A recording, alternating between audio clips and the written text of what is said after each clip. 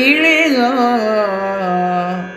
ದ್ರೋಣನ ಚರಣ ಕಮಲಂಗಳಿಗೆ ತನ್ನಯನು ಸಲಚಾತಿದನು.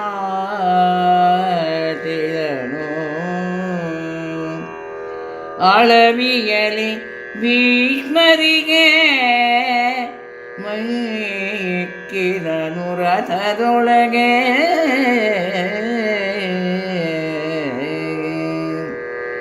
ಸುಲಿದು ಕರ್ಣನ ಮಕುಟ ಪಟ್ಟೆಯ ಸೆಳೆದು ದುರ್ಯೋಧನನ ವಸ್ತ್ರವ ಸುಲಲಿತಾಭರಣವನು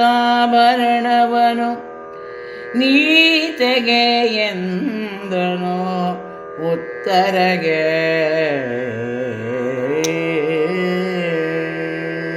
ವ್ಯಾಖ್ಯಾನ. ಇಲ್ಲಿ ಮೊದಲು ಅವನು ದ್ರೋಣದ ಬಳಿಗೆ ಬಂದಿದ್ದಾನೆ. ಕಾರಣ, ಅವನಿಗೆ ಯುದ್ಧ ಮಾಡುವಾಗಲೇ ಗೊತ್ತಿದೆ ತಾನು ಗುರು ಪ್ರಮುಖರ ಜೊತೆಯಲ್ಲಿ ಯುದ್ಧ ಮಾಡಬೇಕಾದಂತಹ ಸಂದರ್ಭ ಒದಗಿದೆ ಅಂತ. ಹಾಗಾಗಿ ಅವನು ಅಲ್ಲಿಗೆ ಬಂದು ಗುರುಗಳ ಚರಣಕ್ಕೆ, ಪಾದ ಕಮಲಗಳಿಗೆ ಮೊದಲು ವಂದಿಸ್ತಾನೆ. ಆಮೇಲೆ ಅಲ್ಲಿಂದ ಹಣೆಯನ್ನು ಚಾಚಿದ ಮೈ ಇಕ್ಕಿದನು ಅಂದರೆ ಅವರಿಗೆ ನಮಸ್ಕಾರವನ್ನ ಮಾಡ್ತಾನೆ. ಭೀಷ್ಮರಿಗೆ ರಥದೊಳಗೆ ಇದ್ದಂತಹ ಭೀಷ್ಮರಿಗೆ ನಮಸ್ಕಾರವನ್ನ ಮಾಡ್ತಾನೆ. ಆಮೇಲೆ ಅವನು ಉತ್ತರನಿಗೆ ಹೇಳ್ತಾನೆ, ಅಲ್ಲಿ ಇರ್ತಕ್ಕಂತಹ ಕರ್ಣನ ಹತ್ತಿರ ಹೋಗಿ ಅವನ ಮುಕುಟದಲ್ಲಿ ಇರ್ತಕ್ಕಂತಹ ರೇಷ್ಮೆ ವಸ್ತ್ರವನ್ನ ತಗೊಂಡ್ ಬಾ, ದುರ್ಯೋಧನನ ವಸ್ತ್ರಾಭರಣಗಳನ್ನ ತೆಗೆದುಕೊಂಡ್ ಬಾ ಅಂತ ಆಜ್ಞಾಪಿಸಿ ತಾನು ಮುಂದಕ್ಕೆ ಹೊರಡ್ತಾನೆ. ನರಣಿಪಾಲರ ಮಕುಟವನು ಕತ್ತರಿಸಿ ದುಶ್ಯಾಸನನ ಘನ ಶಿರವರದ ರತ್ನವನು ಒಡೆದೋ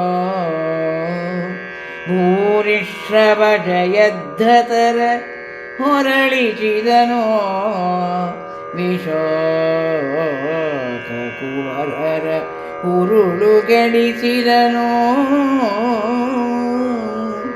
ಅಖಿಲ ರಾಯರ ಶಿರಕ್ಕೆ ಮಂಗವ ಹೊರಿಸಿ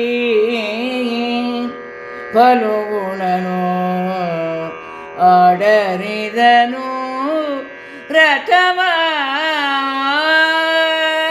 ಈ ಪದ್ಯದ ವ್ಯಾಖ್ಯಾನ. ಇಲ್ಲಿ ಯಾರ್ಯಾರ ಹತ್ರ ಬಂದಿದ್ದಾನೆ, ಏನೇನು ಮಾಡಿದ್ದಾನೆ ಅನ್ನೋದನ್ನ ಕವಿ ಈ ಒಂದು ಪದ್ಯದಲ್ಲಿ ನಮಗೆ ತಿಳಿಸ್ತಾ ಹೋಗ್ತಾನೆ. ಅರ್ಜುನನು ಮೊದಲು ಪ್ರಮುಖ ರಾಜರ ಕಿರೀಟಗಳನ್ನು ಕತ್ತರಿಸಿದ್ದಾನೆ. ದುಶ್ಯಾಸನ ಕಿರೀಟದ ರತ್ನವನ್ನು ಒಡೆದು ಹಾಕಿದ್ದಾನೆ. ಭೂರಿಶ್ರವ ಜಯದ್ರಥರುಗಳನ್ನು ಪಕ್ಕಕ್ಕೆ ಹೊರಳಿಸಿದ್ದಾನೆ. ವಿಶೋಕನ ಮಕ್ಕಳರನ್ನ ಸತ್ವಹೀನರನ್ನಾಗಿ ಮಾಡಿದ್ದಾನೆ. ಹೀಗೆ ಮಲಗಿದಂತಹ ಸಂಮೋಹನಾಸ್ತ್ರಕ್ಕೆ ಬಲಿಯಾಗಿ ಮೂರ್ಛಿತರಾಗಿರ್ತಕ್ಕಂತಹವರ ಎಲ್ಲ ವಸ್ತುಗಳನ್ನು ಬಂದು ಧೈರ್ಯವಾಗಿ ತಗೊಂಡಿದ್ದಾನೆ ಅಂದರೆ ಅವರಿಗೆ ಅವಮಾನ ಮಾಡಿದ ರೀತಿಯಲ್ಲಿ ಆಗತ್ತೆ. ಆದ್ರಿಂದ ಈ ರೀತಿಯಾಗಿ ಮಾಡ್ತಾ ಮುಂದಕ್ಕೆ ತನ್ನ ರಥವನ್ನ ತೆಗೆದುಕೊಂಡು ಹೋಗ್ತಾನೆ ಅನ್ನೋದನ್ನು ಮುಂದಿನ ಪದ್ಯದಲ್ಲಿ ನಾವು ತಗೊಳ್ಳೋಣ.